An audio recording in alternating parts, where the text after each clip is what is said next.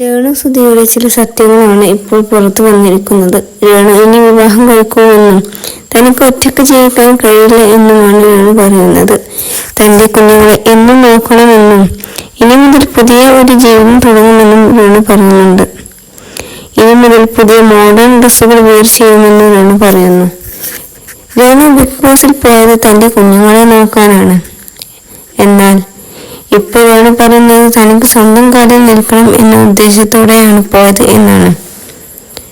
സുധിച്ചേട്ടൻ എന്നും എന്റെ മനസ്സിലുണ്ടെന്ന് രേണു പറയുന്നുണ്ട്.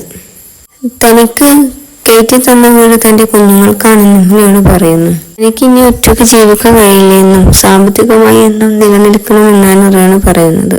ഭർത്താവ് മരിച്ചെന്ന് കരുതി വീട്ടിലൊതുങ്ങിയിരിക്കുന്ന ഒരു സ്ത്രീയെ പോലെ ജീവിക്കാൻ തനിക്ക് കഴിയില്ലെന്നും തന്റെ മക്കൾക്ക് വേണ്ടി ഏത് അറ്റം വരെ പോകുമെന്നും രേണു പറയുന്നുണ്ട്.